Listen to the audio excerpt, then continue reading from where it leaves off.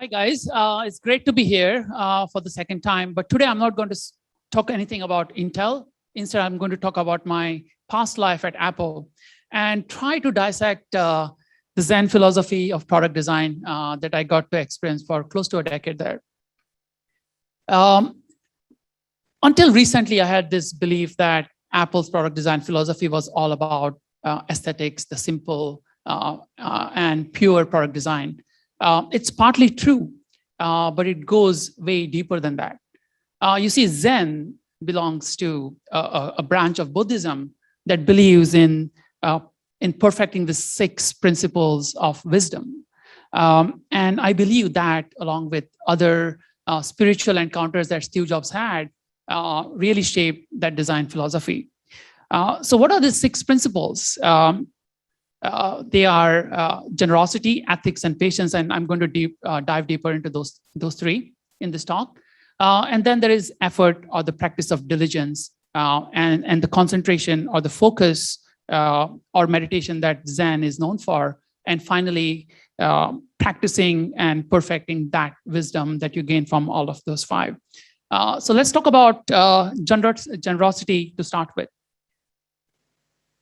When you're designing product, have a generous goal for what you're doing or what you're designing. When it came to iPod, we wanted users to carry their favorite song library with them wherever they went. With the iPad, we wanted to have the user be able to access everything, all the books they needed at their fingertips. When you have a noble why, it's easy to empathize with the user. And when you have that empathy, when you put yourself in the user's shoes, you are really able to create products that touch people's lives. If you're doing something just for the opportunity, you're not able to empathize with the user. And so if you really want to build a product that changes the world, you need to start with a generous why. Moving on, let's talk about ethics. And ethics are these principles you use on a daily basis to in your making your design decisions. For a long time, all Apple laptops they were held shut with a hook, and we had a button which you pressed would release those hooks and pop open the display just a little bit for you to get your finger in, then open it all the way. And you could do this operation with the one hand. When we went to really ultra thin laptops, there was not enough space to put these buttons or the hooks or the mechanisms that are hidden behind. And me and my couple of buddies were tasked with finding a solution to create this experience of popping up the display open so you could get your fingers in. And we've been working on this for many months. We had gone through many prototypes. And finally, I think after 6 or 8 months of working on different things, we were ready to present our 3 designs to Jonathan and I. And we were gathered around this table, the exact same table in our design studio at Apple. These 3 designs had 3 different technologies, but there are 2 things in common. They were very complicated, and they were very clever as well. They used the latest and greatest of technologies. And we were very excited to see what Johnny would pick so that we could go on and develop that into the product. And after we went through the paces, after Johnny saw all the 3 designs, he simply went back to his office and brought back an old prototype we had done, put it on the table, and said, "This is what we are going with. Let's kill the pop-up altogether." And since then, all Apple laptops that are shipped, they have no buttons, no hooks, no nothing. It's simply kept shut with magnets. And we provided this little notch at the front so that user could just get their finger in and open the display. It's that simple. You know, a lot of times we get so caught up in this new technologies and complicated design. The more complexity you add into your design, the more chances of you having trouble. And so the lesson we learned from this was not to overpower your design with the technology, really think of what you're trying to achieve.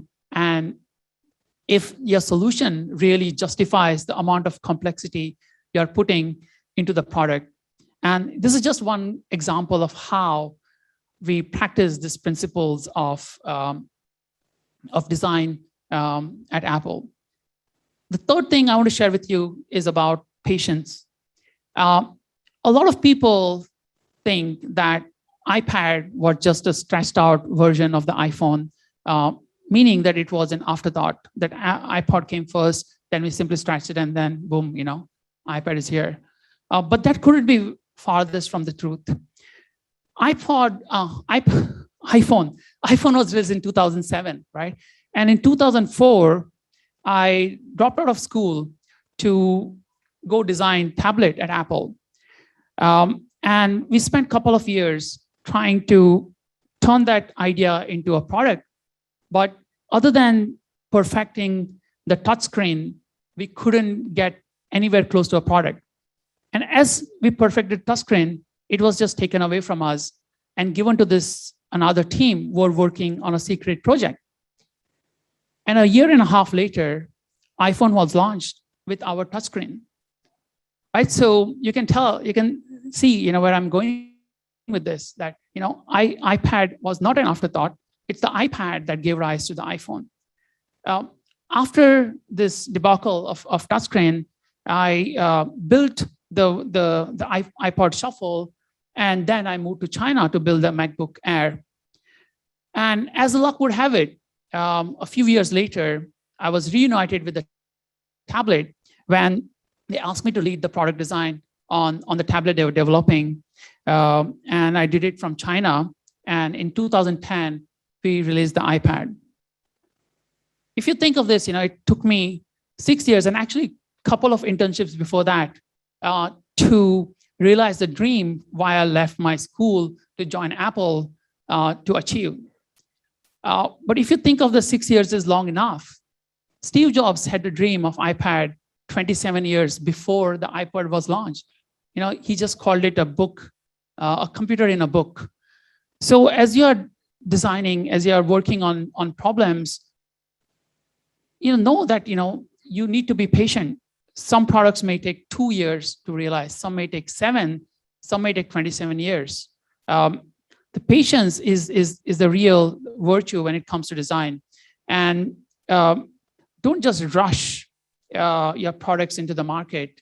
I know there is this thing called fail fast, learn fast, lean startup, and all that stuff. But if you are building some really big products, really don't rush. Be patient. That's one of the the design wisdoms, and it's the most difficult one to practice.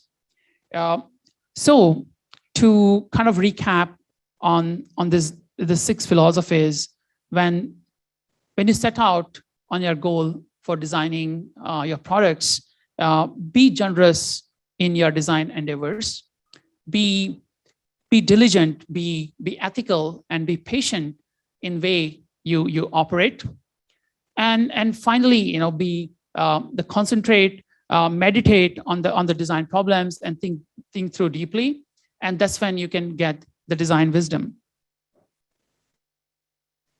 Towards the end of Steve's life, he was asked this question by his biographer, Steve Isaacson. What was his most favorite product, or what was his biggest achievement? What do you think is it? Is it the iPad, Mac, iPhone? What do you guys think? Any guesses? Something else? I think 3 of the past 4 speakers talked about it. Huh? No. It's the team that they built at Apple. Right? So I think that's in his, very, very close to his dad. That's what he thought was his biggest achievement, is the team that can continue his legacy when he passes on.